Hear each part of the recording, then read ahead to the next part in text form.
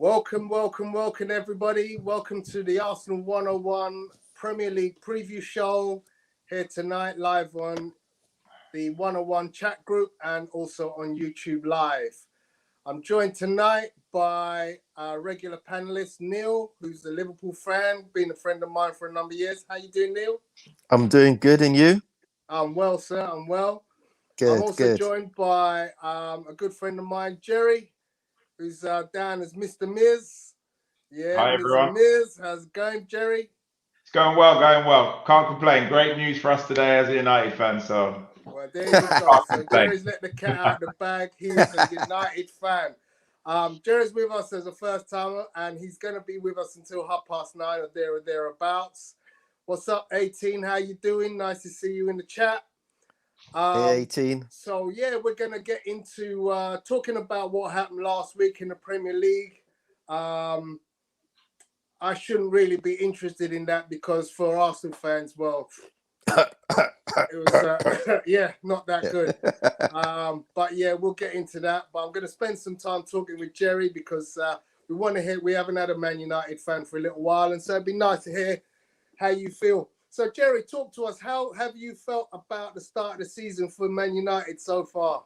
I mean, to be fair, the transfer dealings, it was literally like a Lord of the Rings saga, obviously, with Sancho from last season. Getting that over the line, fantastic. But Varane was a big shock for me because I was thinking, okay, wasn't expecting that. We've been linked with him since like the 1980s almost. So it's fantastic to get Varane in. And yeah, the summer before the first game, it was excitement.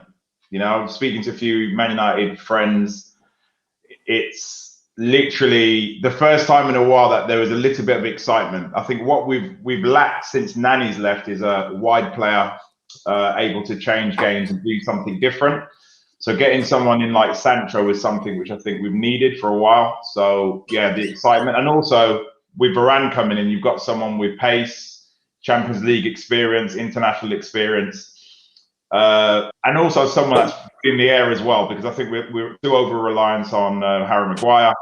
Lindelof is a little bit of a liability in confrontations, in 1v1s. And Eric Bailly, even though he's one of my favourite players at the club, his injury record. So I thought the signing was fantastic for us. I think we lacked a defensive midfielder. I think we still need one to complement McTominay and Fred.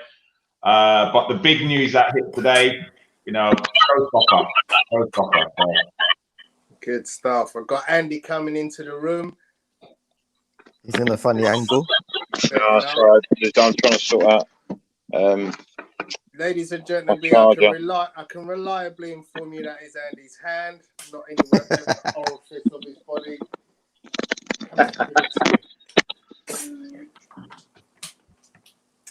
Oh, he's gone on there.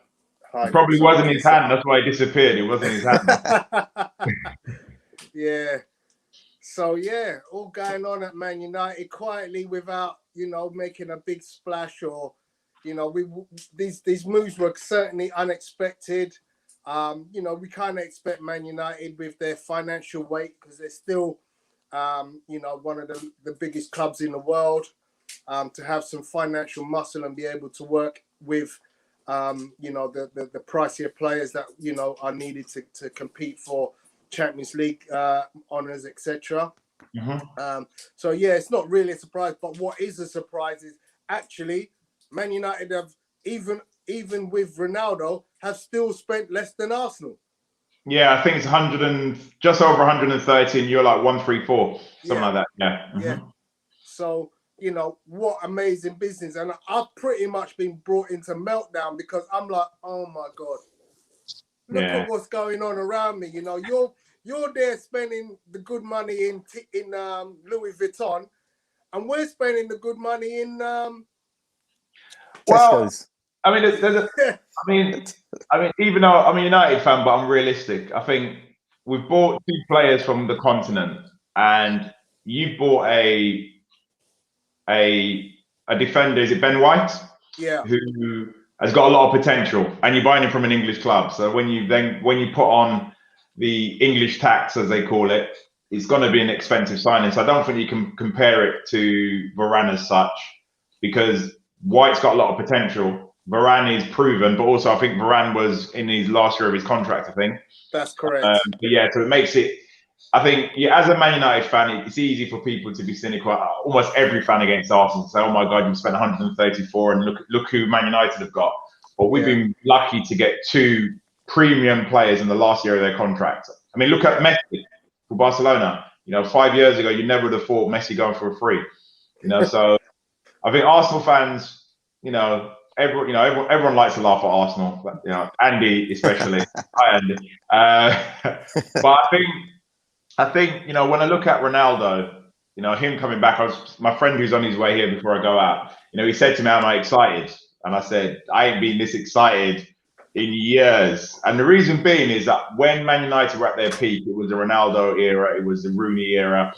We had Vidic, Ferdinand, and I'm not saying that Varane and Maguire are going to be like Vidic and Ferdinand, but it's giving me that little buzz again. I mean, I was so excited for this season. I actually watched Match of the Day for the first time in about 6-7 years when we played league, because I've never really. It's just how we played. We've had Mourinho. Before that, we've had LVG. The football's been boring, so I don't really want to stay up late to watch boring football. I've enjoyed watching other teams more than I've enjoyed watching Man United in the Premier League. So you can always watch the big Match Revisited, which is on during the day. Yeah. To be fair, that's if I can get the TV off my son, because he's always playing the.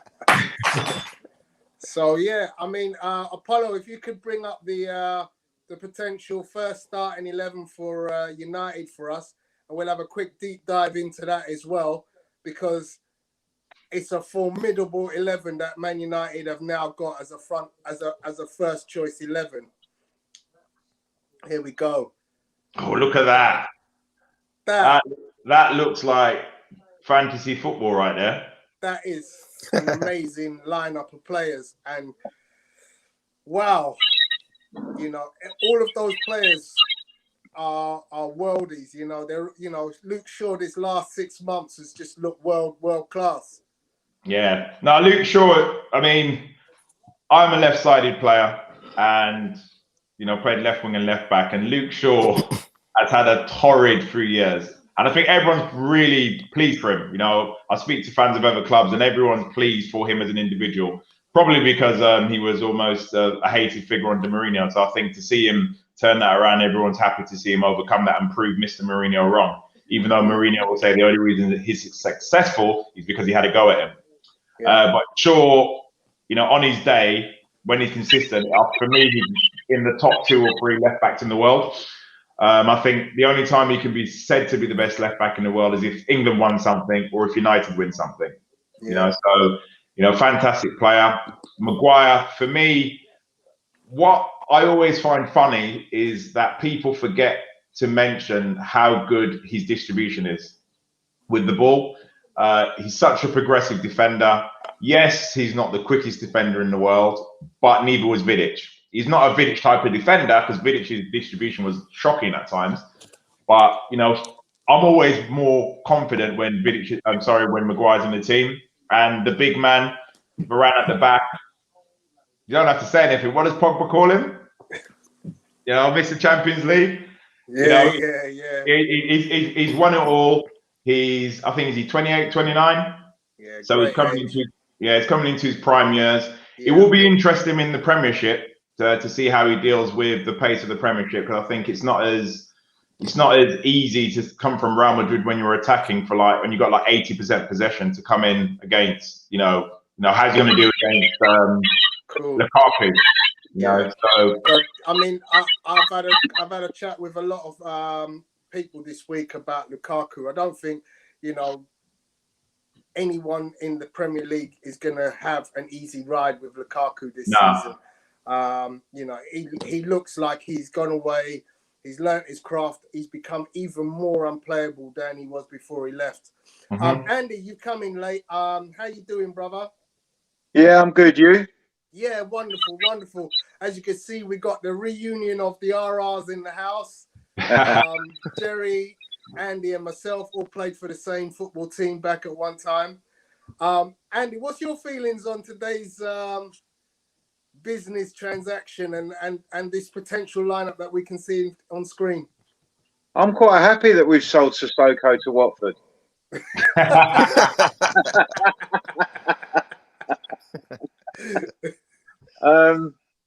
No, I mean, talking about Ronaldo, obviously.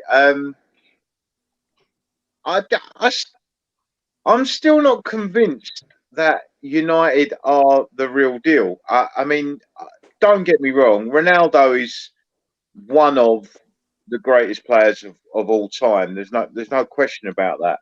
But he is now 36.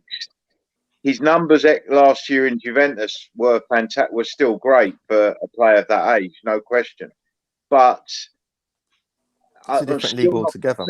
I'm not completely convinced. The Serie A is a very different league to the Premier League. Exactly.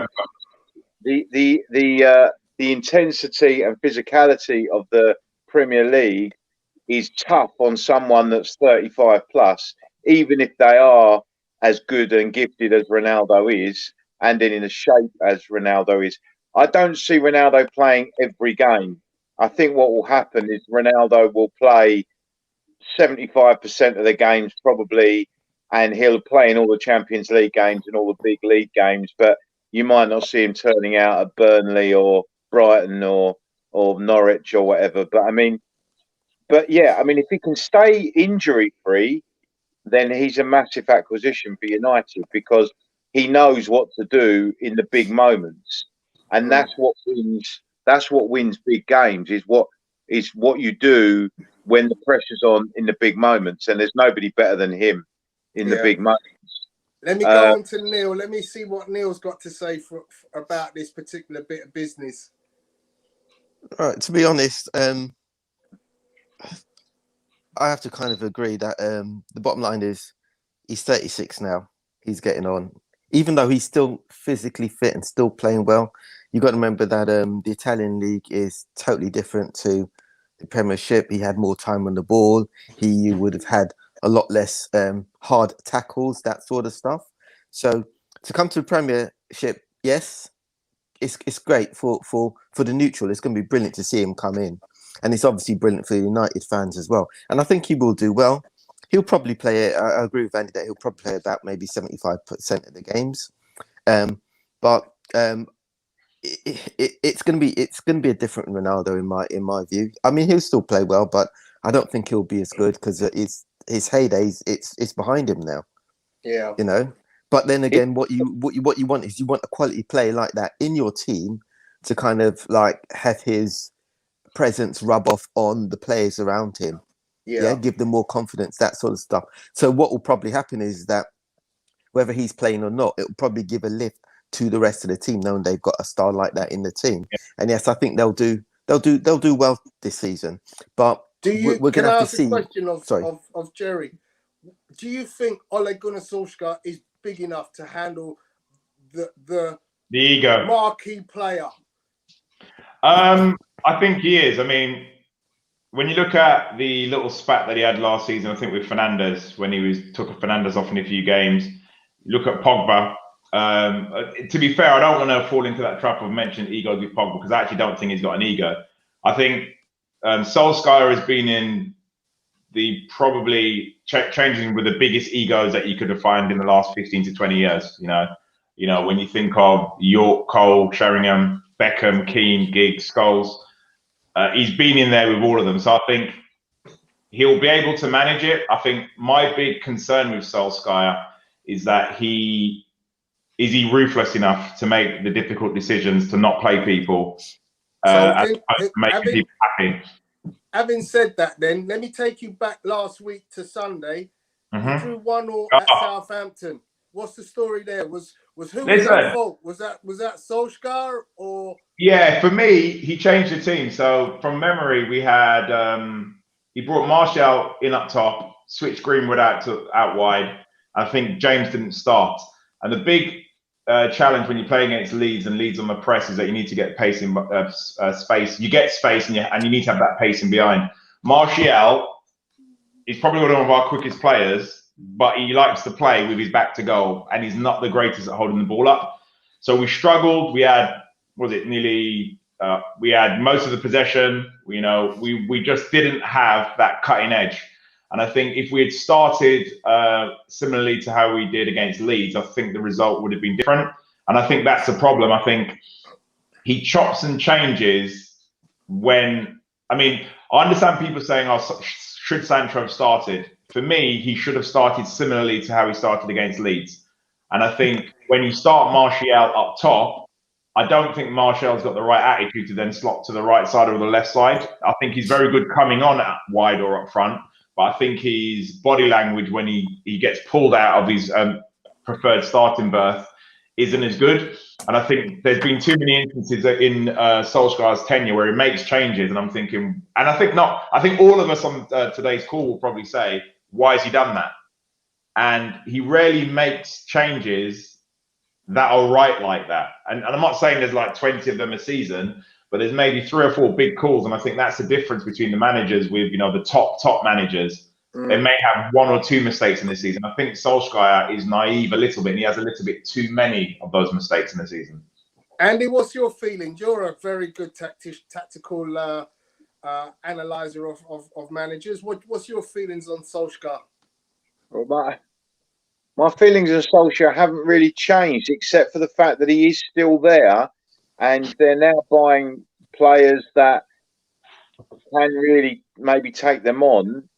Maybe he's going to go through. I mean, I kept saying that I didn't think Solskjaer was the man to manage Manchester United, purely because I think in the big moments, in the big games, I don't think he has the gravitas that some of the bigger managers have, or that a club like Manchester United need to get them through. They, you know, when they needed him, where was he in the Europa League final?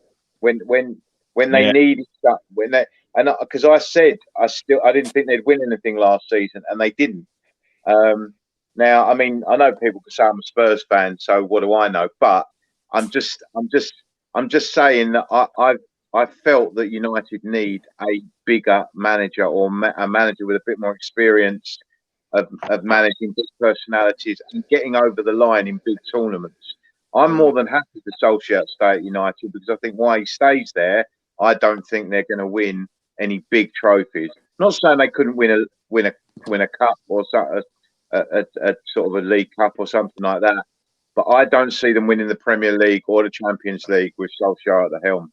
That's okay, just let me just read this one out, Andy. Hey, Andy. Ronaldo is clearly surplus at Juve, so he gets outright away and finds somewhere else to play, even if allegedly on much reduced wages. Compare that behaviour with Bale at Madrid. Yeah. Well, I mean, the thing is that I think Ronaldo's agent has played a blinder. Yeah. I mean, what he's done is he stoked the fire at City to get the reaction from United. I don't think Ronaldo was ever going to go to City, but he stoked the fire to kind of get all the backlash from United fans. You can't go there. You can't do this. They probably would have been.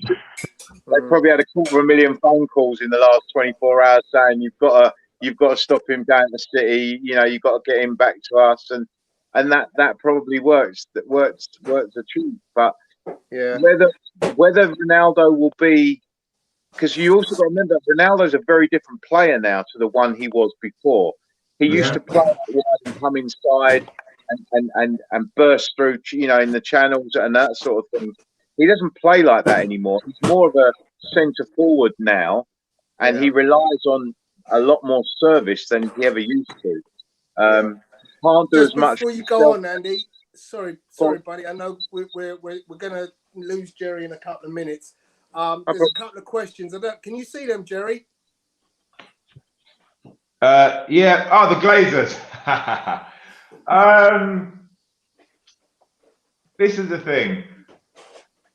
I'm not one of those fans who gets too emotionally involved in the ownership of the club. I can see that they're clearly taking money out of the club, but it's part of business. I think the reality is they have invested in the club. may not be doing it when most of the fans are happy. My big issue with the Glazers is not their investment in the playing side of it. It's their who they've been selecting as management, who they've had not having a director of football for such a long time, even though everyone was saying for a long, long time we needed a director of football. So for me, my issue with the Glazers is not how they run the club financially, because I think we'll always be okay. Let's be honest. We could owe millions and millions and millions for years. We'll still be okay. It's just a fact. But my big issue is, you know, the LVG, you know, the Mourinho thing, you know, and it's things like that where I think they show their naivety with English football, or just soccer in general, as they call it in the US. Because if you had a director of football, I don't think those decisions would have been made. LVG, watching Man United during the LVG era was the most boring time of my life as a United fan. Wow. It was slow. Everything was about possession, and at the time, if you remember, that was when we're coming through the back end of the Barcelona era, where everyone was saying about possession was everything, but it wasn't. You know, the reality is possession is great if you've got great players, and we didn't have great players. More boring than Mourinho. Yeah, I actually do. I actually think they're more in a Mourinho than Mourinho. Reason being, I mean, as someone that, you know, Andy, we played football together, same time we played football together. I've always been a wide player. I've had a little bit of pace about me. So in a Mourinho team, I'd enjoy playing it to a certain extent. You know, he likes playing with his wide players. With LVG, everything was ridiculously slow. Everything was slowed down, getting up to the edge of the box. And then literally they'd have a flat back four and we'd have to try and break down through the press. And we didn't have the players to do so if Mata wasn't available. So for me, to have the good thing with Ole Gunnar Solskjaer is that we play more of an attacking brand of football. We've got risk takers. Fernandes does give the ball away a lot, but he does create a lot of opportunities. And we've got the mercurial talents of Pogba. So even if we've got Pogba for one more season, I think the thing that I'm happiest about with Ronaldo is that with Cavani, we've got that focal point up front. And without Cavani, we've struggled. So having those two to either dovetail together, because Cavani can play right side because he's had to do a job when he's at PSG playing out wide, I think we're going to be able to win those games at those needle matches, those fine margins that we weren't last season. So I'm looking forward to Ronaldo. I can't wait to see my son next week because he's going to be excited. I'm going to get him initially it's going to be a Sancho shirt. Nah, it might have to be Ronaldo. It's got to be. It's got to be. Yeah, you know, I'm excited. I'm excited. Didn't Sancho get the 7? I've got to ask you. I'm not sure actually what's going to happen there with that. I think he got the squad number 7. So yeah. Okay. So last couple of questions for you, Jerry. This weekend's fixtures. Give us a quick rundown. Wolves, Man United. What's the score going to be? Oh God. So we're away from home at Molineux. I think McTominay's out. I actually think I think with the feel-good factor around the club, I think we might get I think it might be 3-1 to us. I think we'll go behind as usual. Is it going to be Neves or is Moutinho still there at Wolves? So I think it might be 3-1. And I think we'll get the job done. If he starts with Sancho, then I think we'll get the job done. And it'll be interesting to see if Varane starts as well. So it might be a good baptism of fire. Let me get your feelings on the second biggest game of the weekend, Man City against Arsenal. At Man City. I actually think you're going to beat them. What? I actually think you're going to beat them. And Andy's there rolling his head. Quote me on this.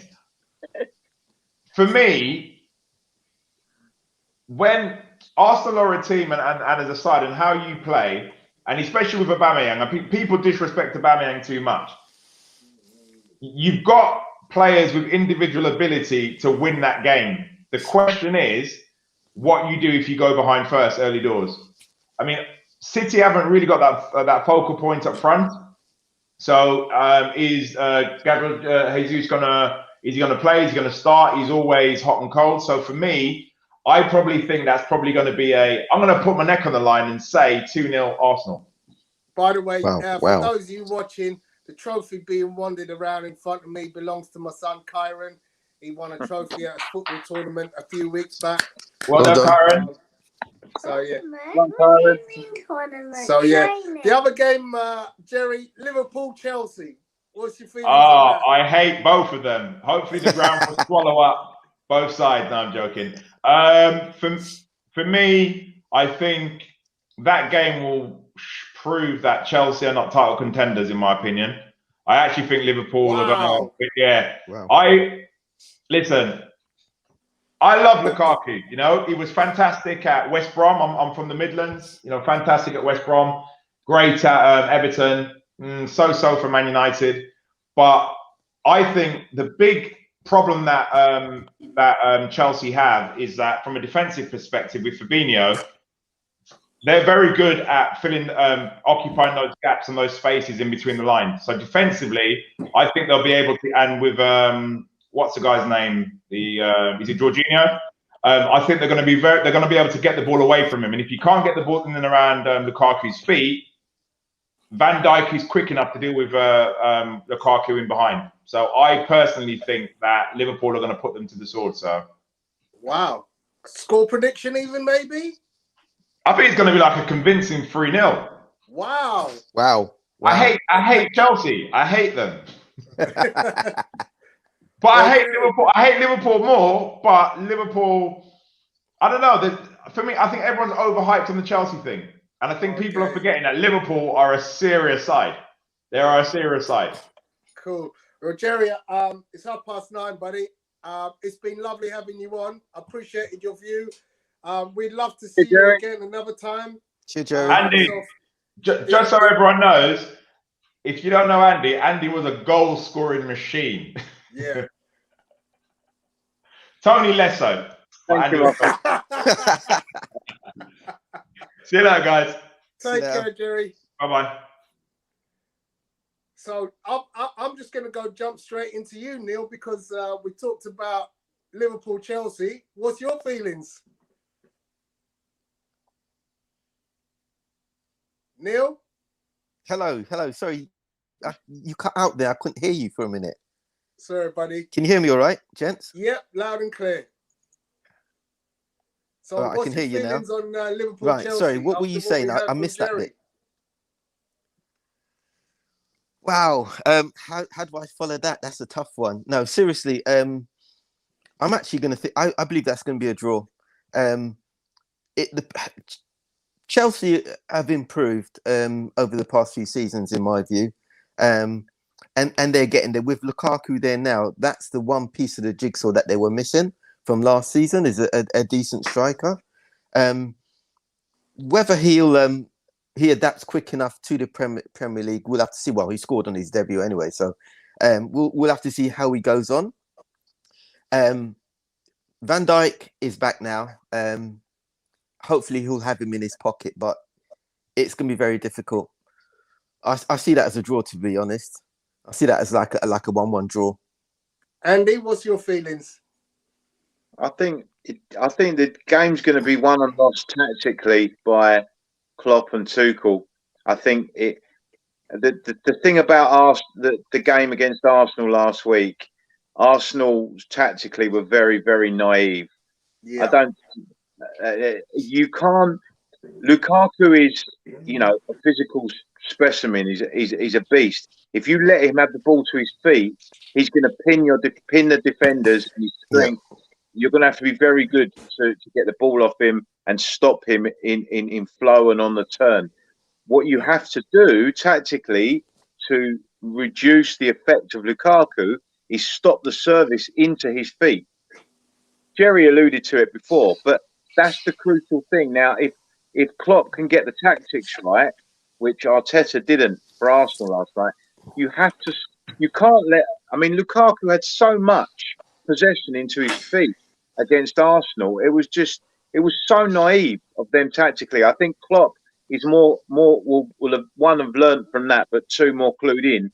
I think Fabinho or whoever they deploy in the midfield will be there to say, well, let's stop the service into Lukaku. Let's get a body in that channel to stop the balls coming through, because that's all Jorginho's going to do, or Mount or Kante, whoever's in there.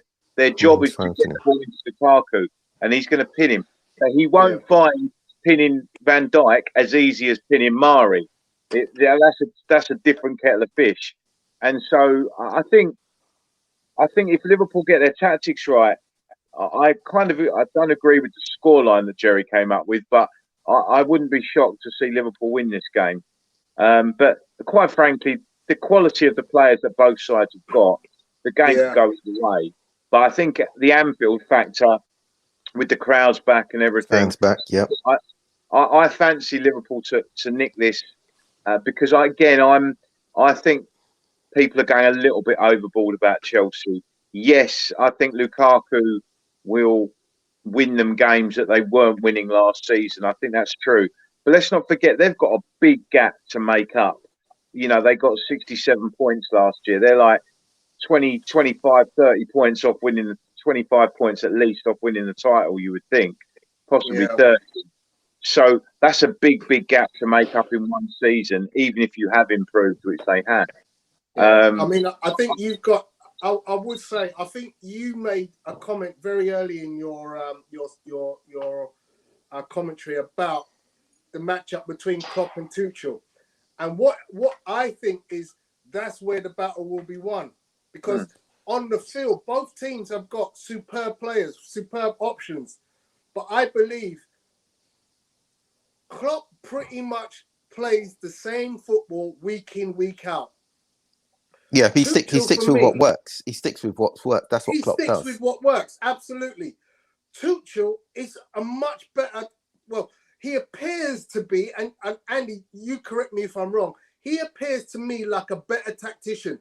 And the reason I'll say that is you look at the Champions League final, he got his tactics perfect against Pep. And for me, if I look at those two managers and say, which of those is going to get his tactics? Because they're going to need to make some kind of change. Because, you know, Tuchel will look at what Klopp does, and Klopp will look at what Tuchel does, and they'll say, right, what does he do well? And try to negate it. But I feel that Tuchel has a better way of doing that. But the way I look at it is Liverpool will pose more of a threat to Chelsea's back line than Arsenal did. Oh, easily. I mean, and I think what you might find is that Chelsea, if they're under more pressure, will not find it as easy to dominate the game in the way they did against Arsenal. Tactically, sorry. Sorry? No, I was going to say tactically, when you're looking at tactics and you're looking at Klopp's tactics, firstly, he sticks with what works. He's not a tinkerer as such. No. And he'll always make sure he plays to his team's strengths. Liverpool's strength, obviously, is going forward. Obviously, last season, lots of injuries in defensive. He had to kind of make and do a workaround, and he lost a couple of players, like Hendo, for example, when he played in central defence. So he that's the only time I've seen him actually tactically change the team around, but he normally sticks to the team's strengths. So tomorrow it will still be an attacking side or that can play the ball to their feet. I think that he will use someone like Fabinho to try and cut those balls coming over to Lukaku. If he does his tactics right, Van Dijk will always be somewhere close to and hopefully cut out some of those balls as well. But we'll have to see how it actually plays out on the day. Yeah, I'm interested. Sorry. Is Firmino out? No, he's not out. No, he was on the bench last week, wasn't he? I was going to say, because obviously, in looking at the formation of the front three, Neil, would you three or prefer four to play Firmino to Jota? Depends on who you're playing. It depends on who you're playing, because last season, even though Sadio wasn't as good, neither was Salah, to be honest. They had plenty of chances. They had so many chances, so many misses. If they put away half the chances they had, Liverpool should have won the league. So it depends on who you're playing. Tomorrow, I think that he should play Firmino over Jota, even though Jota scored last week. And the reason why I say that is because Firmino is better with the assists. Yeah, he's That's better. what I feel, I also feel physically he's a much more imposing player, because you're going to need that, because Chelsea are just like 11 behemoths. Yeah, You exactly. know, Exactly. they're a big team. Height-wise, they're one of the tallest teams in the league. You know, and will create, I think, a more physical presence than Arsenal presented to Chelsea last week. Firmino can play. He actually can play behind if you put Jota in, because when Klopp had played the front four, Firmino was better off actually behind rather than in front of Jota. Okay. But it depends on who we're playing. If you want someone to hold the ball up so that the others can catch up on the wings and stuff, then you play Firmino up front. If you're just talking about just attacking and trying to score straight away, Jota is your man. Okay. Yeah, so it just depends on. Obviously, we're not going to know Klopp's idea of how the game's going to play it until we see the team sheet tomorrow. Okay. So, it's score, possible that we'll probably see Firmino back on the bench again. So, Neil, what's your score prediction? I think 1-1. You're going 1-1. 1-1, I think. I'm going to go 2-1 Liverpool. I'm going to join you on that one. I believe the home crowd just makes difference. I've explained about Tuchel. I think is the slightly better tactician, but I just got a feeling the 12th man at the Kop will make a difference, and Liverpool will win 2-1. So, Apollo, can you bring up last week's fixtures? We'll just jump back really quickly. I know we've been a bit of a... I'm also interested to see whether he plays Tsimikas or Robertson at left back, because Tsimikas had a blinder last week. He played really well last week. And if Robertson's available, I suspect he'll bring him back. But if I was Robertson, I'd be afraid, mate. I'd be afraid of Tsimikas, because the way he played last week, nobody remembered who Robertson was, to be honest. Tsimikas, he played really well. He surprised me. Never thought I'd ever hear those words coming out. Neither did I. Because when I saw him playing, I'm thinking, oh, flipping hell, we're going to be weak on that side. But he proved me wrong. He proved me so wrong last week. If you can do that week in, week out, that's a good thing for Klopp to worry about. Who does he play? Absolutely. What you have to temper it with is that so far they've only played Norwich and Burnley, so you've got to. Do you know what? It's giving him confidence. It's giving him the confidence to play like that. Yeah. And that's what the games are about. The games are about the plays and the confidence they have. If they have a lot of confidence, it's very difficult to stop them doing what they do. Yeah. So let's have a little look at last week's results now. We normally start with the previous week's results, but obviously I wanted to get Jerry and his commentary in, so we sort of gone forward to go backwards. But hey, Liverpool 2, Burnley 0. Looked like a fairly comfortable win for Liverpool at home last week. Goals from Mane and Jota. What's your feelings on that game, Neil? To be honest, I think we should have done more. We were playing Burnley, and yes, Burnley are normally quite stubborn when it comes to playing against them. They're one of the teams that, even though we still get results against them, we kind of grind the results out rather than beating them convincingly. Last week, even though we had a lot of possession, obviously we scored the 2 goals with Mane and Jota. At times, it still felt like we were playing a team that had much better players at times. Mm-hmm.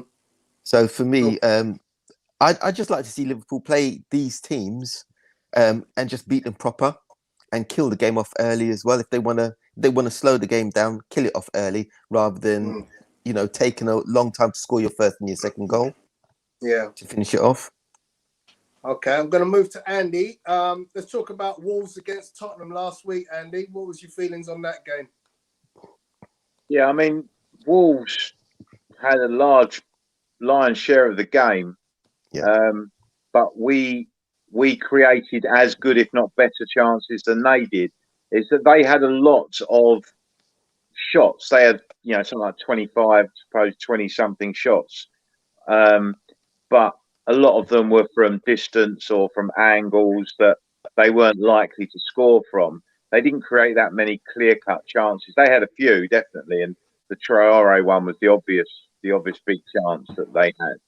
But we were much more dangerous on the break, which seems to be the way we've set up in the last couple of weeks.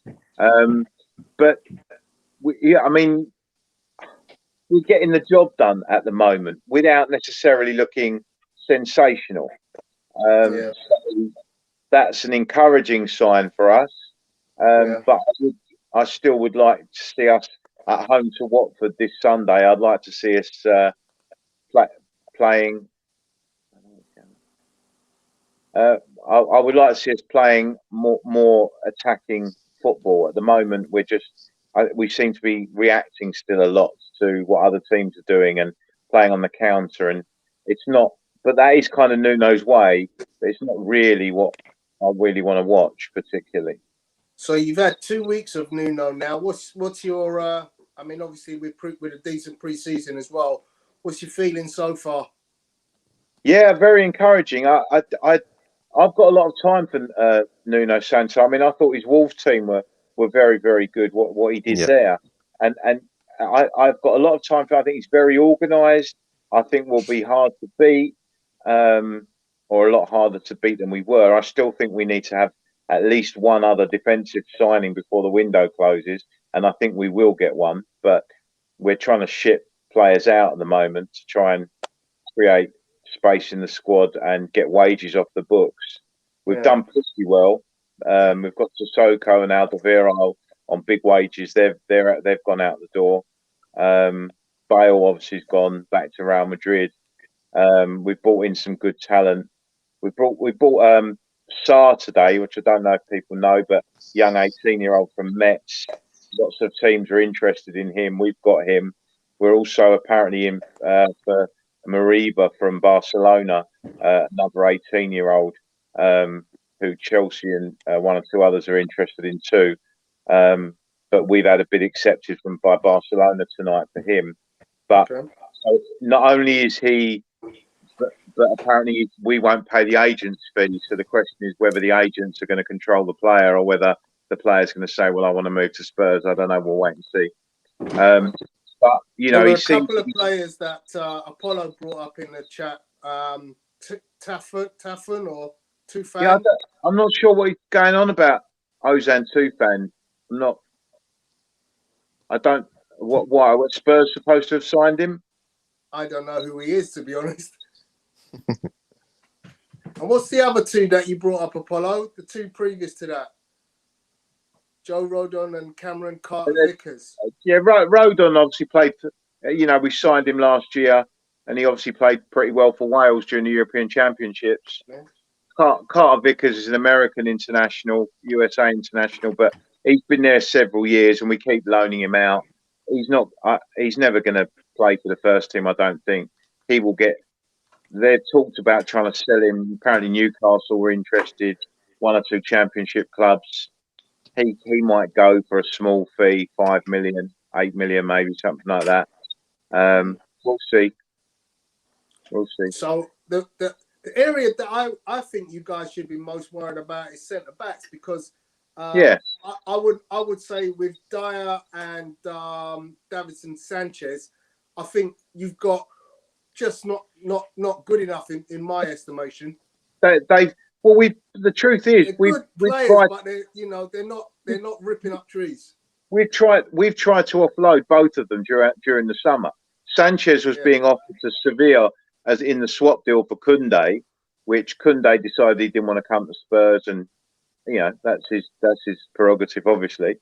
And he looks like he might get a move to Chelsea now. But yeah, I mean, and Dyer. I think we'll keep Dyer because, if for nothing else, he's pretty solid. He's pretty solid. Yeah. He is. And he's also been around for a long time, and he knows the club, and he's a sort of captain type figure. So I think we'll probably keep hold of him, even though the person I really want us to get, although Wolves don't want to sell him, I'd really like Connor Cody. That's the one that I know we want, but Wolves apparently are reluctant to sell. But I know you've been linked with Aman Traore. So I would have thought he'd be a bigger win for you than, because if you're going to get one out of the two players from Wolves, that's the one I would have thought you'd want to get more. Right. For me personally, I'd prefer Cody to Traore. Wow. Okay. But I mean that the thing is, Traore, you've got to look at what we've already got. We've already got Mora, who's quick and tricky, but often doesn't. The end product isn't always there. And we've got Bergwijn, who's exactly the same. Now Traore, yes, he does tend to create havoc because he's so strong and so quick and so skillful.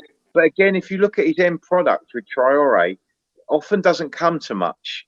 I think the thing about Traore, if he came to Spurs, I think the amount of havoc he would create a lot of space for Kane and Son. Yeah. And that potentially would be something that we could exploit. But I still look at his end products and say, well, you know, we've already got players that can do that. Bergwijn and Mora are capable. They may not be as good as Traore, perhaps, but I'm not one of these that's clamouring to get Traore. I wouldn't be unhappy if he joined us. I think he would be a decent signing. But if he was, then what are you going to do with Bergwijn? If you get Traore, you don't need Bergwijn. So it's a kind of. I think, yeah. Yeah, but it gives you strength in depth, though, doesn't it? It would do, yeah. but that's what a lot of teams need is strength in depth. I just think our more pressing problems are defensively than they are attack. I've not got any problems with us going forward. We've got plenty of creative and skillful players and goal scorers. What we need to do is shore up at the back. And talking about going forward, Dele Alli is like a new signing for you guys, isn't he? You don't lose. He's got the ability. He's just somewhere along the line. He lost his way. He lost confidence, and maybe had a bad attitude for a little while. Although I'm not completely convinced that's the case. I think sometimes players just lose their way. He became such a superstar at such a young age. If you still look at his goal scoring record now at his age, it compares very favourably with other top midfield players of the past, Lampards and all these sort of people. So I think Dele, you'd never put those two in the same breath, would you? Really? Sometimes you've got to look at change of management as well. The same age. At the same age, that's what I'm saying. Goal returns, England appearances, all the things. The question now is: can Dele Alli go and do what Lampard did for the last 10 years of his career? Yeah, and that's going to be the question. That's going to define how great a player Dele Alli is going to become.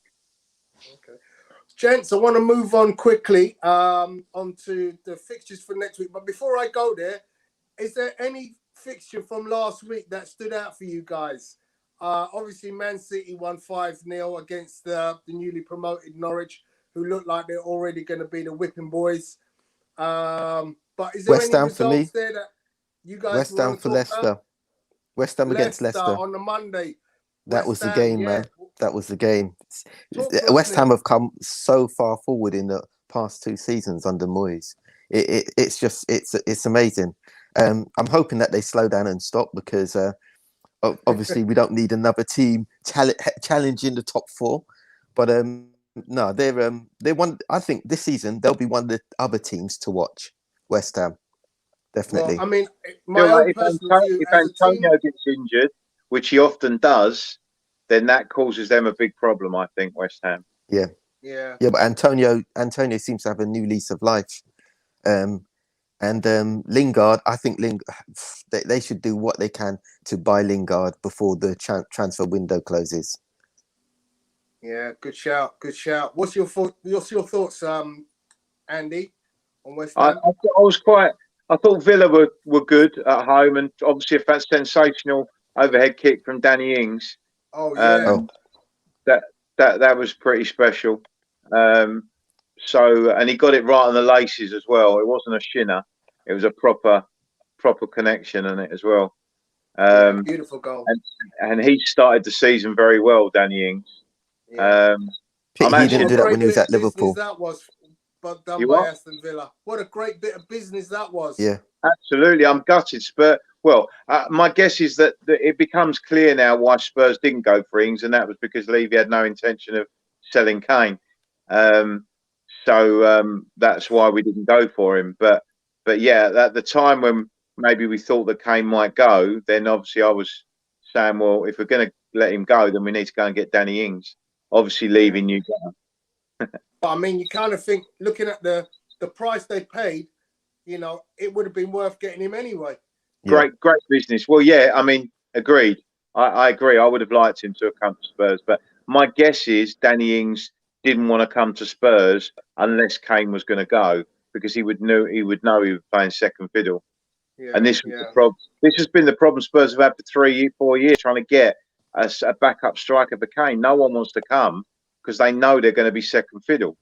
Yeah, that was the issue that Ings had when he was at Liverpool as well.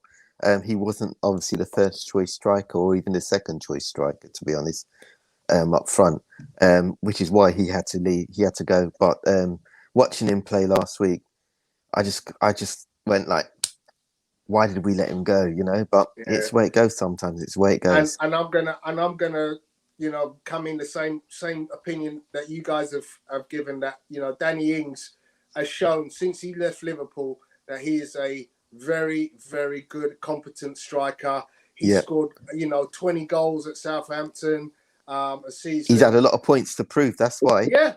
Yeah. And he's done well. He's done well. Quality goals as well. Yeah. Yeah. And you know, he's a good focal point man. You know, he's a big guy. You know, he's got good heading ability. You know, he's pretty much the complete striker.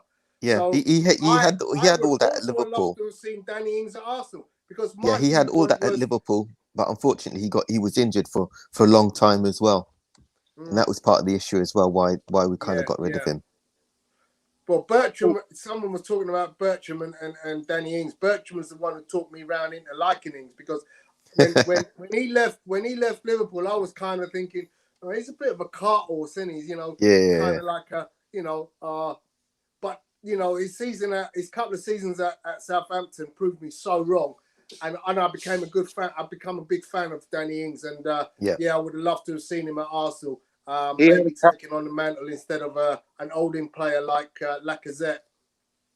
He had a couple of bad injuries in his career which have affected his development, which is why he's now 29 and people are only really talking about him in glowing terms over the last year or two.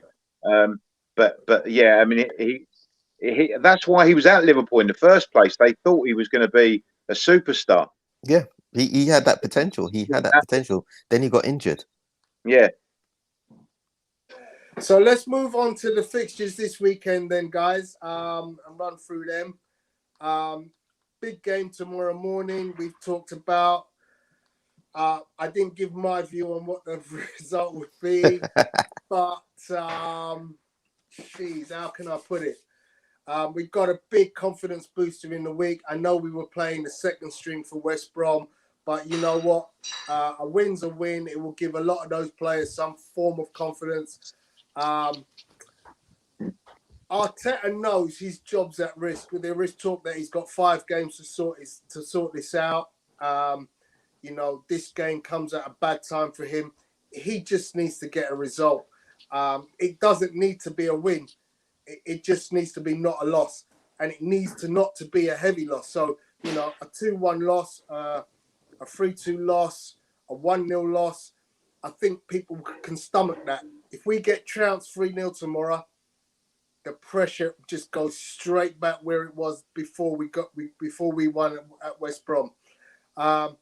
Me personally, you know, I'm kind of Arteta's. I'm a not Arteta in. Let's put it that way. So I kind of feel that Man City will win. I think Arsenal will try hard. I hope we score a goal, because we haven't scored a goal in the Prem so far this season. So I'm going to go for a 2-1 win to Man City. Aston Villa against Brentford. Brentford have looked pretty good so far. Oh, tough game. Tough for Villa anyway. It's a tough game for Villa, to be honest. Brentford, obviously have come up. It's taken them a couple of tries to get into the Premiership. They've got a lot to prove now they're here. Oh, we lost Neil. So Andy, jump in. Yeah, personally, I mean, City weren't great against us.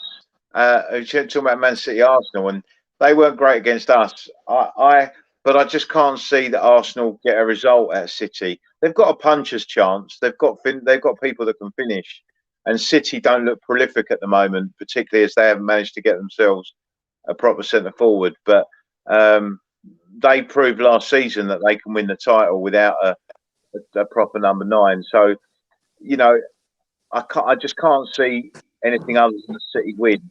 But it might not be a trouncing, which would help you. Villa Brentford, I think we lost you Neil. Sorry, you were talking about Villa Brentford.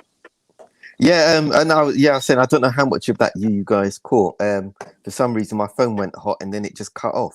I was just saying that Brentford obviously took them a couple of tries to get into the Premiership. Now they're there, they've got a lot to prove, and they're going to do their best to stay up. I think they'll actually stay up this season. And Villa are in for a ride tomorrow. I reckon 2-1 Brentford. Okay, Andy, you. Yeah, I just said that. Was that Apollo that just said that? Yeah, that Yeah. was Apollo. I said this. I just said that Man City won the league without a striker, but Yeah. anyway, And Chelsea won the Champions League without one as well. Yeah. But what I'm saying, you can do that for so long, but eventually teams will work out a tactic to slow you down. But Villa, Brentford, I think Villa will win this one. I fancy Villa to win this. I just think they've got a bit of they've bought well during the summer. They had a bit of a shock at the beginning of the season at Watford, but I think Villa will win tomorrow against Brentford. But Brentford have started well. They look a decent and well organised, well-drilled team. They were very good against Arsenal, and they got a point at Palace last week. But I think Villa might be too strong for them tomorrow. Welcome, Kieran, the Kieran. Spurs fan. So what's the scoreline you're going for that one? Sorry, Andy. Me? Yeah. Villa Brentford, I'm going to go 2-0 Villa. 2-0 Villa. I'm going to go 1-1 on this one. I think Brentford have looked good so far this season. I think they've got something about them that they're going to be difficult to break down. You know, we saw that. We had a lot of possession against Brentford, but they did a lot. You know, they did a lot of last-minute tackles. They're good at interceptions and you know, just keeping that ball out. So I'm going to go 1-1 in this game. Worst teams to play are let's move teams on that have to- nothing to lose. Yeah. Brighton Everton. Depends on which start with you, Everton. Andy. Oh, sorry. You should say me? Sorry. Yeah, go on, Andy. Yeah. It's tricky. Brighton have started the season well, but I think if Benitez can get Everton playing, it's interesting. I've heard that PSG are interested in Richarlison today if they sell Mbappe. So that could have a big bearing on Everton. But I think I fancy Everton perhaps to nick this one. Maybe a tight one, 1-0 or something. Okay, Neil, what's your feelings? Yeah, I'd go with that. I'd go 1-0 Everton. Obviously, under Benitez, he's got a lot to prove to the fans so that they love him. And the players themselves, they've got a lot to prove to justify their positions. I think it'll be a close game, but Everton they'll shade it 1-0. Yeah, I mean, obviously, Brighton have lost Ben White. I think Calvert-Lewin will have a playground tomorrow. I've got a feeling Everton will win this 2-0. I do, and I must admit, I do like Calvert-Lewin. I wouldn't mind, you know, taking a dip and saying bringing him in for a new striker, which Arsenal I think need. We need to be looking at saying, Lacazette in his last year of his contract, we probably need to just get rid of and bring some fresh legs in. And Calvert-Lewin looks a good player. Yep, definitely a good player. I don't think he's good, but I don't think he's top class though. Yeah, but he's young though. He's young and he needs Yeah. experience, and he's doing well at Everton at the And moment. here he is. The Wanderer has returned. Big up Jamaica in the house. Hey Bertrand. Hey, how you doing? How you doing, Neil? Good mate, good. And you? I'm doing well. I'm doing well. I see Tony's in good mood for us to play City tomorrow. That's a good thing. I hope he's looking that same. Those teeth are showing tomorrow, subsequent to that game. So, Bertram, how you doing, buddy? I'm doing well actually. I'm looking at Andy smiling because he kept his striker. He's a good technical director. His team is even players who weren't playing well, like Sanchez, are playing well. So you should be smiling. And Spurs are unbeaten. Well, they were last year too for a while. They were doing really well. So let's see if it's sustainable. But he's in a good shape. Not playing in Dembele though, but I can't get rid of him either. It's like us. Pays 60-something mil and then still can't find a buyer for him. But you're looking good, Andy. I like Spurs team. Well, let me qualify that. Let me qualify that. So Bertram, we've jumped ahead a couple of games, but now that you're here, talk to us about your feelings on two issues: Ronaldo to Man United and Man City Arsenal coming up tomorrow. So this is gonna sound really strange. I have never been a Ronaldo fan. Never, seriously, never. Great goal scorer, doesn't do much apart from scoring. So it's going to be interesting to see how he plays in a team with Fernandes, who doesn't play defense, and he doesn't play defense.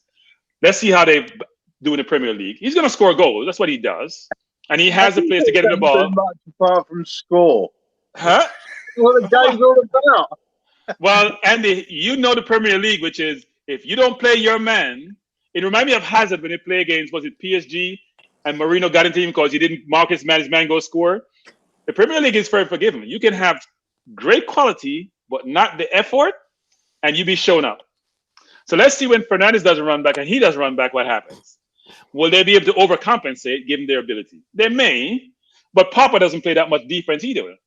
So you may have a great quality going forward, but do you do enough defensively? Because the league is unforgiving if everyone doesn't chip in when it comes to defending. We'll see what happens. Look. They have a good team, a lot of quality that's going to compensate for the deficiency, a lot of quality.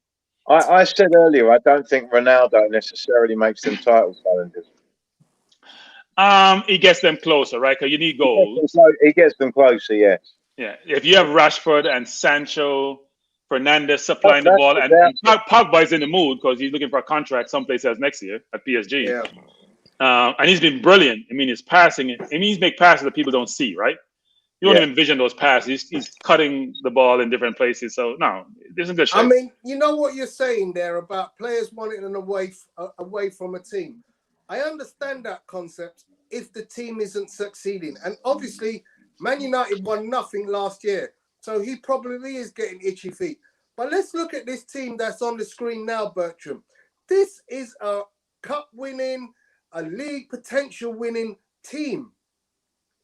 So here's how I view teams, which is what does a bench look like? Because people will get injured. It's a long season. Do you have sufficient bench to supplement what you have on the field? It is a very, very good 11, right? Think about it. But like us, we'll lose Partey. We lose Partey and we're a mess, frankly. We lose one core, we're a mess.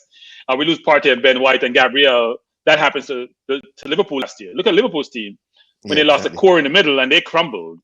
So this team on paper, especially defensively, look at, because I rate Wan-Bissaka as a defender.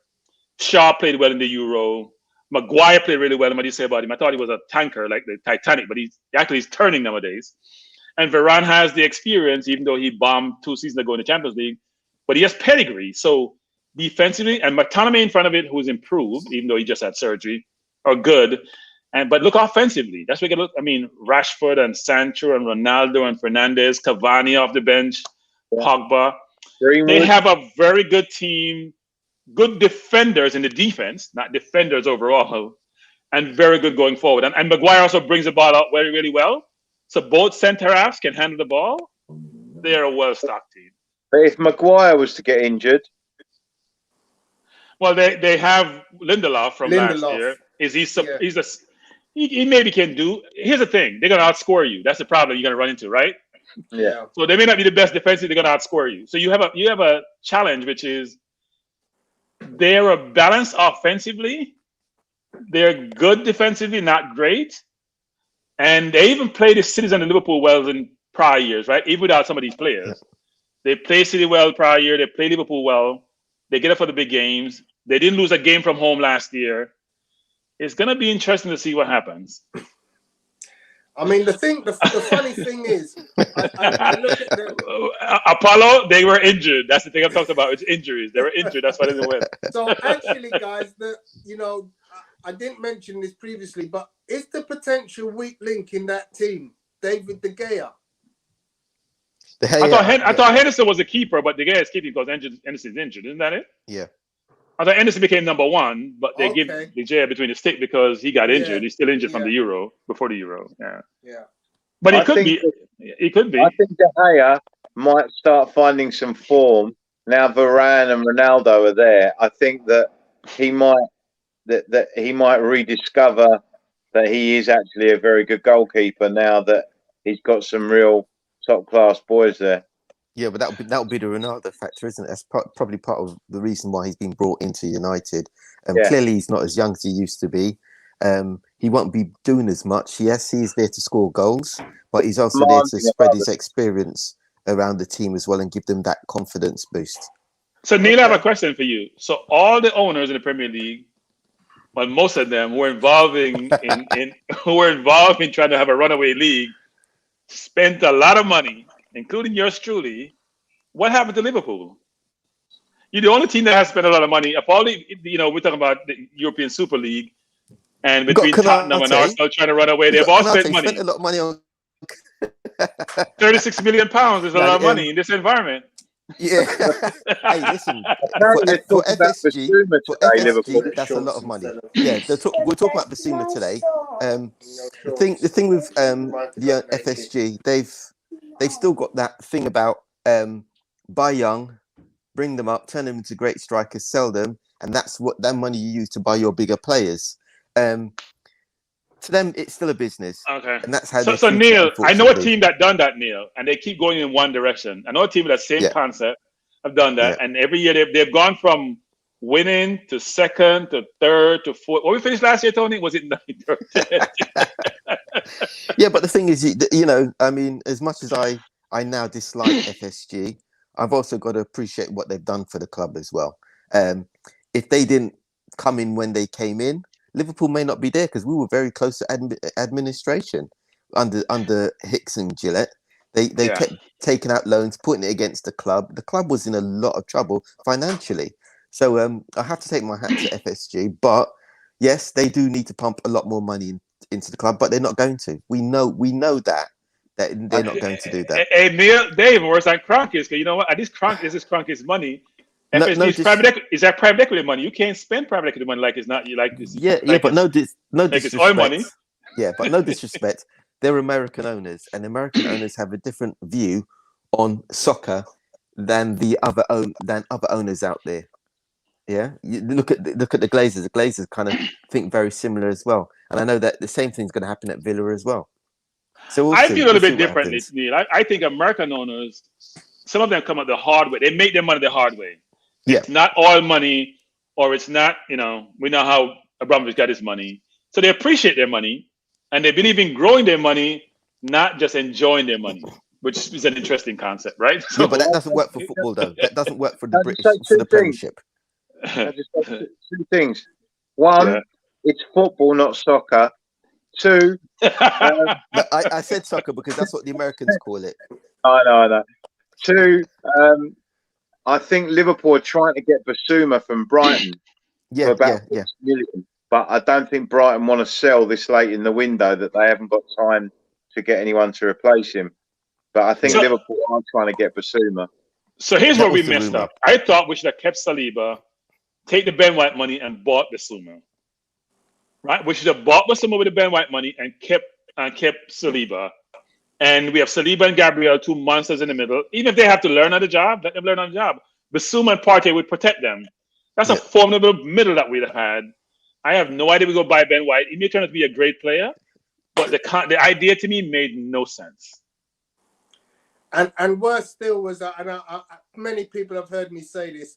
You know, if you're gonna go get Ben White, you offer them Rob Holding as a make weight, and you say, look, let's turn this deal 30-20 so that you end up paying 30 million instead of 50 million. Yeah, I mean, we got Odegaard for 30 million. You know, and you I like, yeah. And you offload Rob Holding to them. I can't believe that. I can't believe that Odegaard has retired from Champions League football. I think 50 million for Ben White and 40 million for Varane. Yeah. Well, Varane is 5 years older, right? So, and plus he wanted to leave. He was running down his contract, and Brighton didn't want to sell, frankly, because Brighton did well last year. They drew 12 games. They didn't want to sell. So if I don't want to sell, then you have to encourage me to sell. Yeah. And Arteta is very fixated on what he wants. At least he doesn't. He's not ambivalent in what he wants, right? He knows what he wants and what he doesn't want. He doesn't want Guendouzi. He doesn't want Saliba. He doesn't want Marapanas. He wants who he wants. Let's hope it works. But you've got an issue. If it doesn't work with Arteta and you end up getting rid of him, then Conte. We should fire him right now and hire Conte. We may be a shambles when he leaves, but we'll win something. We may be a shambles when he leaves, we'll win something. I'm done talking about this man. Let's move back into the fixtures for the weekend, boys and girls. And where was we? Newcastle, Southampton. Newcastle, Southampton. Who wants to kick me off on that one? I will. Newcastle. I reckon 2-1 Newcastle that game. So Newcastle are at home. They've had a bit of a shaky start to the season. Lost the weekend, won the weekend before. Southampton, obviously, as we've alluded, they've lost Danny Ings, which was their main goal threat. Newcastle, they're going to struggle to find goals. Newcastle ain't won yet, Tone. Have they not? Sorry, I thought they lost 4-2 West Ham on the first weekend, and then they lost last weekend. Yeah. That's why I reckon they'll win this weekend against Southampton. Okay. Southampton, as you said, Cox, they Danny Ings is no longer there, which is their main goal threat. Newcastle will try and take advantage of that. I think they'll play a lot better this weekend. I think they played well in the 2 games against West Ham and who they lost to last week. But I also think, look, my favorite player is St. Maximum, I must admit. I like to enjoy my football, and he makes me enjoy my football because when people are afraid to tackle you, and I love to see you play, you got to have some finishing product like Traore. Yeah. Or neither of them have great finishing product. But I do think Newcastle, Shelby's out, I think Shelby got injured last game. But they probably should still have enough assault. Southampton is going to struggle. They bought some new players, so we'll see how they blend in, but they're going to struggle. I was quite impressed with Southampton against United last week. They played pretty well against United. I have a feeling Southampton might nick this one. Yeah. They might. I've got a little feeling they might. I think Newcastle might have a little struggle on their hands. So, I'm going to go with a Southampton nicking away win. Maybe a draw, but possibly I'll go for Southampton. Yeah, I was watching the Newcastle game, and they played well, but Richie can't defend himself. I'm sorry. He's unaware of... If you watch that game, a couple of goals that scored against West Ham, he just lacks awareness, and that's why they gave up goals. Well, I think that's Newcastle's problem. At the moment, they look leaky at the back, and that is always going to cause you a problem in the Premier League. Yeah. Okay. Agreed. So I'm gonna go with those that said a Newcastle win. I think this one's gonna be one of them nothing games. I'm probably likely to be mistaken. It turns into a 3-2 goal fest, but I'm gonna go Newcastle 1-0. Yeah. And I didn't come in on the Man City Arsenal game. I just want us to turn up. That's all. That's all I'm asking. Yeah. That's the truth. I pretty much was in the. That's what I turn up. I don't Yeah. expect us to win, but I don't expect us to be mullered. I don't expect us to be taking 4-5 like Norwich did last week. So yeah, I'll take a close defeat, or even if we can sneak a draw, that would be a good result for me. No, you lot will turn up. You had a good result during the week. Midweek, yeah. And I think you've got a lot of confidence instilled back into the players, and they're going to try to prove a point. And who better to beat than City? Absolutely. Well, I think Odegaard will help us protect the ball because we can't keep the ball to save our lives, and I do think he keeps the ball well in tight spaces. So, and hopefully Abba will turn up and get behind the defense, so we can make them. Well, three goals in midweek hopefully gives him a feeling, and it should have been 4. He will hopefully now have all that confidence back about just putting the ball in the back of the net. Yep. Let's move on. So we got Norwich, the whipping boys so far against Leicester. Leicester didn't turn up themselves against West Ham this week. How do we see that one going, gents? Leicester win.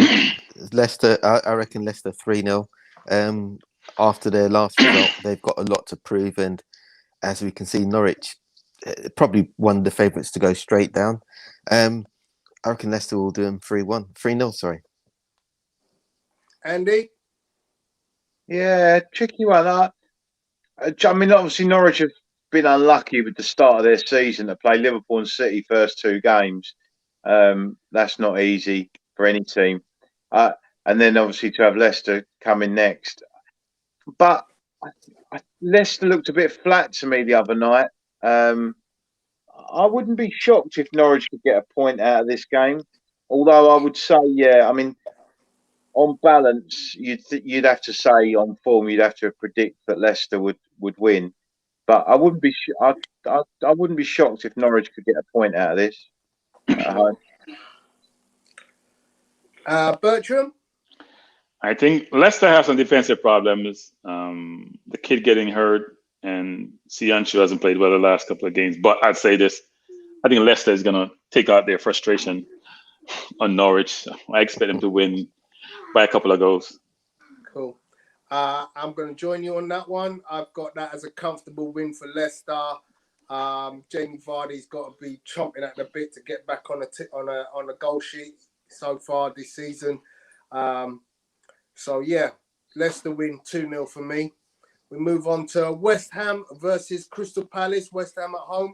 Andy, what's your feelings? I could go for draw on this one. draw. I've got a feeling that Vieira will set Palace up to try not to concede, and I think he might achieve it. I think that might surprise a few people, but I think he could get a draw out of this one. Okay, Neil. To be honest, West Ham at home, fans are back, obviously. West Ham, I think they're going to win 3-0. I'm not convinced about Vieira being Palace's next manager. Well, manager at the moment. I don't see it working well, to be honest, with that squad. Yes, I reckon he'll set up to defend, and West Ham will just take advantage of that. 3-0 West Ham.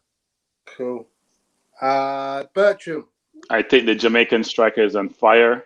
I expect him to fire. I expect Boris to release him so we can use him come next week. And I expect him to fire tomorrow when West Ham play. So I expect West Ham to win comfortably. Actually, Palace is play stern defense. They do pack it in, but I think West Ham is an underrated team. Frankly, even though they're still there in Europe, I think they're underrated. They play really well together. They are very good both sides of the ball. Even they played Newcastle the other day, and Newcastle were in front. You could see them looking like they're going to score at any point in time. They're strong. They're big. I expect them to win. Cool. So once again, we're all united in our view on that one because I also believe West Ham will be way too strong. I think Crystal Palace don't travel well. You know, they're going to pick up most of their points will be at home, which is what you expect. But I think, you know, they're going to dig in they know they're going to be under pressure at West Ham, but I just believe that ultimately there'll be too much from West Ham, and West Ham will win.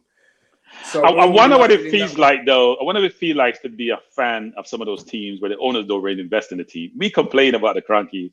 We spent 129 mil this last window. Well, How if much you has Chris? spent that How much, much Chris España spent over the last 10 years? As Chris España spent? Like, you know, for those teams, send it to some North African owner if you can't afford to compete in this market, right? yeah, but they're still good enough to stay in the league, which is all they need to do, right? Who just wants to exist? You might as well just call it a day. Half the team in the league are just happy to be in the league. Yeah, Bertram, ask what are you doing? Conke. You There are a lot know- of billionaires in the world. A lot of billionaires who buy a soccer team for fun, like This Abramovich is- did. This Or is like- this is where football has gone wrong. We got people like Bertram who just want it to be a game for the money makers. So we end up excluding everybody who just used to run middle of the road. Remember, Tony. Nottingham Forest won Tony. what Tony. would be the equivalent Tony. of the Champions League 2 years on the spin. Tony, Yeah, Tony, you you're when Aston Villa were the kings of Europe. yeah, Tony. I can't remember that far back, Tony. I'm trying to tell you that. I can't remember that far back. My Hey. memory is going. It's This going. is the game that we Tony, love. at This one is time, the game Forest- that we love. The crazy game. You know, Yeah, but- beating up Liverpool at Wembley. You know, these are the things that make us think, well, this is an equal game. Leicester Don't forget winning the Forest, Premier you know. League. Don't forget How- Nottingham how- Forest. How They were much does champions at Ronaldo one make, time. Tony? How much does Ronaldo make, Tony? See, this is the problem, Bertram. The game of the masses is no longer the game of the masses. And people like you make us feel like, you know what, we should just pack it all in, because it's not about you naysayers. Tony, and you, Tony. I hate to tell you this. It's always been a game of the masses. It will always be a game. There's different owners. You were never part of the ownership group in the first place anyway. There were a lot of rich people. Just have richer people come in.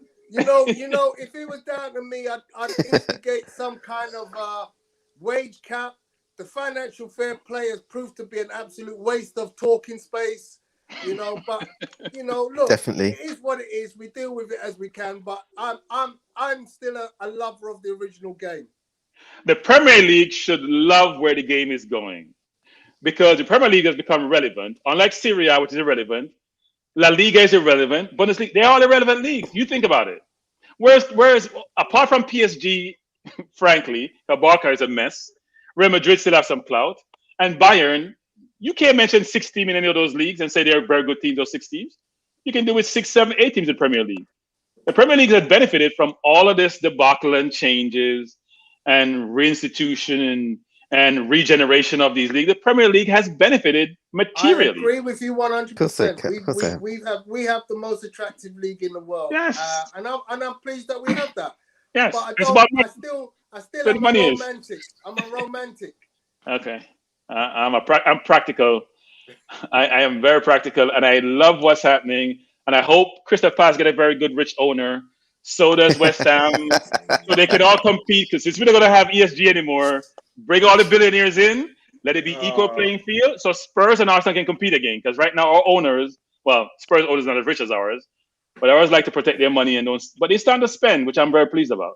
And buy young, by the way, Tony. The Dortmund model is the model to employ if you're going to have a Okay. self-sustaining model. Anyway, Yeah. go ahead. So let's go on. Liverpool against Chelsea. We did talk about this because, we were kind of there. So just let's go back over that again with our results for that one. Liverpool, Chelsea, Andy.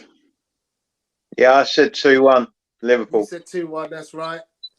I said a draw, 1-1 draw. Okay, and I went with Liverpool because of the 12th man. I put this one, Bertram, down to a matchup between Tuchel and Klopp. I think Tuchel is a better tactician because Klopp plays the same way no matter what. But I do believe what Klopp has and how he does it in his own stadium makes him very difficult to beat at his own club. I think the game is won in midfield, which is going to be interesting. And with all the firepower, you would think the game is going to be won between Lukaku and Van Dijk and all that. I think it's won in midfield. I'm going to say Liverpool 2-1. I think someone like Fabinho is going to stand out in this game. I think it's going to be an interesting game. The kid they brought in the other day, the 18-year-old, is a very good player. I don't think they need to beef up. They need another midfielder in there. Thiago didn't play. but I think Liverpool will win 2-1. I like Chelsea's team, and Lukaku give them what they were missing last year, and he's gotten better.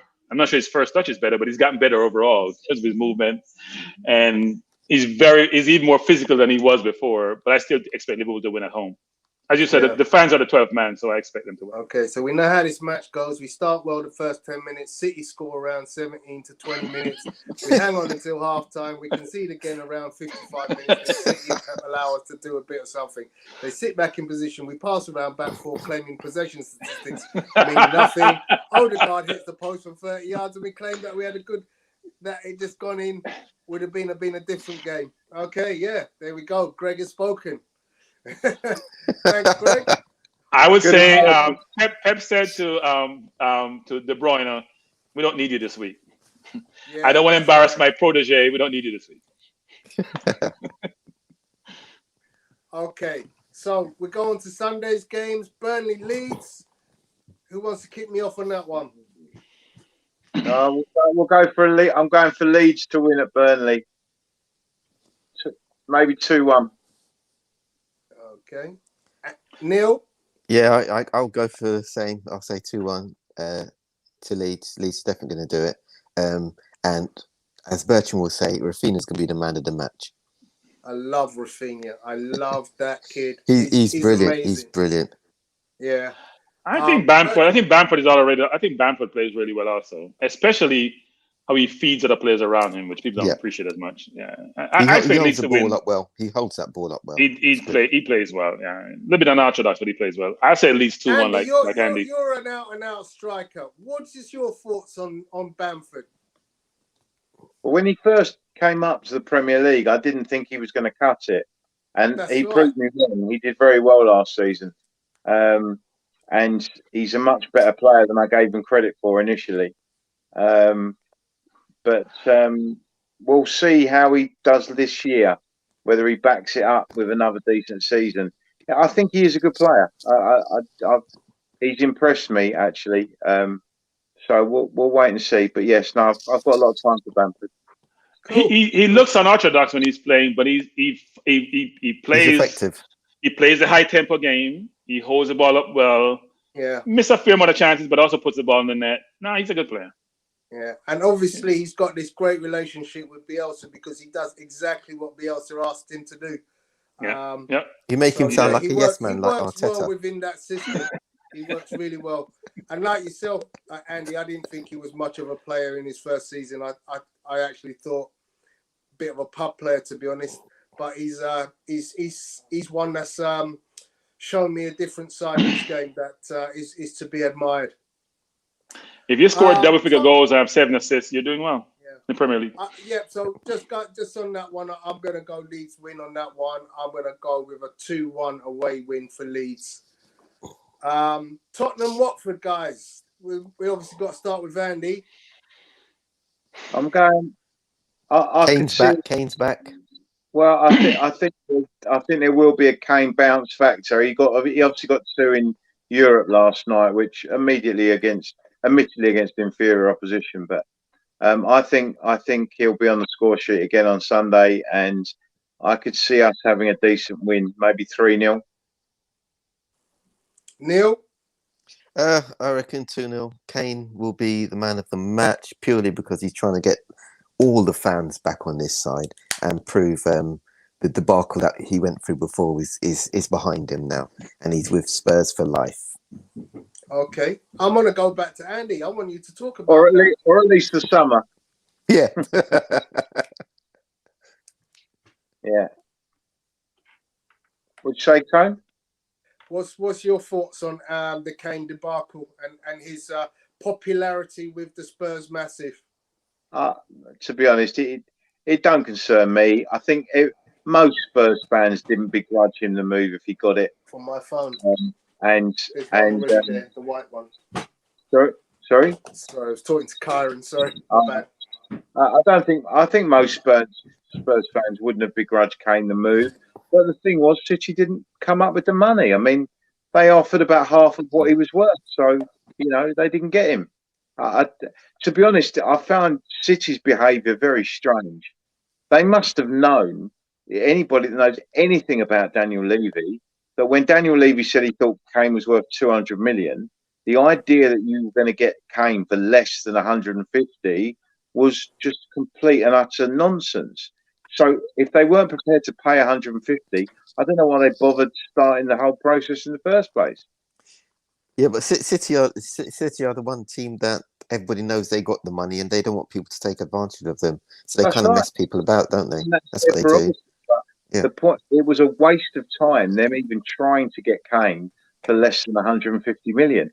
I mean, offering 75 million plus 25 in add-ons was Yeah. just never going to cut it. And I want to address your point, Neil, because I don't understand how Man City are in any form of. Have they ever shown themselves to negotiate for a player? No, they've just gone in with enough. They just pay the money. Yeah, they just Well, splash the cash, don't they? Jack Grealish, they didn't even think about negotiating. They were Did- like, did- here you go, here's the money. Did was the money from Villa requested, or did City just go, look, there's a load of cash, give us the player, that's it, done? Yeah? Exactly. I'm pretty certain, bearing in mind Villa's finances, they could have got him for less than 100 million. But I just feel Man City went, you know what? Here's 100 million. You can't refuse this. Yeah, Take City just kind of said, you know, financial fair play, screw that. Yep. Villa, here's some cash, give us the player, done deal. And that was it. Yeah. So yeah, that's our feelings on the Kane debacle as it was just termed. But yeah, you know, good luck to the guy. Good news for Spurs. I mean, do you think, Andy, there's a chance that Man City come back in with a last-ditch effort in the next 48 hours, 72 hours? Well, there'd be a lot of egg on a lot of people's faces if that was to happen, because just about everyone at Spurs has come out and said he's staying. So yeah, but money talks, right? Money talks. Okay. I think they would have to blow. They would have to blow Levy out of the water. I mean, they'd have to kind of talk numbers that, you know, they'd have to go 175, 180, I think, for Levy to even entertain it. And I just can't see him doing it. Personally, I think it's a bit too late now, to be honest, because Spurs wouldn't be able to get a replacement in time anyway. Exactly. I mean, you say that, but look at what happened today. You know, we're only 3 days away from the end of the transfer window, and we have seen moves.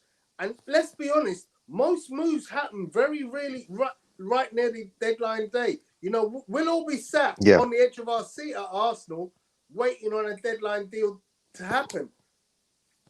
And I think a lot of teams that happens. You know, we picked up Thomas Partey in the last hour of the transfer window and left Atletico with no option and nothing to do with the money that we paid them. Yeah. So the fact that I don't think we're that close, I think clubs should be wary. You know, that if I've got a player that another team is courting, they could come in with that serious bid. I think with Levy, anyone else, they'd let him go, even lastminute.com. I think Levy, he's a bit too shrewd and he won't let him go no matter what they offer him. Maybe January window, they might, you know, they would have had time to look at players and someone to bring in if they decided to sell him in the January window, but I think it's just a bit too late now. I mean, you know, I see what Apollo's written in the chat. My viewpoint is, do I take 150 million when Man City come knocking on my door in 24 hours? Hell yeah, I take the 150 and I go and buy someone real quick. You know, a Vlahovic, or I buy, you know, Camavinga, or, you know what I mean? I go buy something, Hudson Eduardo, you know what I mean? Just go find something. Traore. To fill a hole for a 6 to 12 month period. Because then I've got a fat load of money in my wallet and I can go next season and buy someone. I don't know, Tom. I don't agree with you, because the way I look at it is Kane is still going to be worth over 100 million next year. So how much more would we have to get for him now to make it worth selling him now rather than next year? And so in actual fact, I think Levy's doing the right thing, because what we really need is to get back in the Champions League. Because if you get back in the Champions League, then you've got a chance of attracting the top talent in Europe. Yeah, And but the point is, Andy, you're not in the Champions League. You're playing in the Europa Conference. yeah, now, Man because that's what I'm City saying. are a team. Man City are a team. You're not listening to built what I'm saying, and Tony. paid to win. No, but listen to what I'm saying. Man City have paid to win the Champions League. They haven't paid to win the Premier League. They've paid to win the Champions League. Yeah, And they failed miserably last season. yeah. Get to the final and missed out to Chelsea. That team has lost Aguero and now need another focal point up front. I believe their owners know they have to get somebody before the end of the transfer window. Yeah, that wasn't what I was saying, though. Yeah, go on. I was saying that from Spurs' point of view, Spurs' only aim this season is to somehow get back into the top four. Because if we do that and get back in the Champions League, then people will come to us next season. Yeah. Right?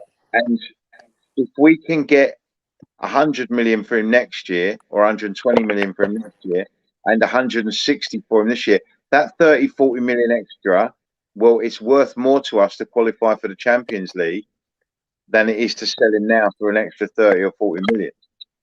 Yeah. But you've just seen the moves. You've just seen the moves that Man United made, Chelsea have made. Liverpool are going to be back to where they were, and Man City are Man City. So even if they don't get him, they're going to get someone else. That top four is a lock. I'm convinced of that.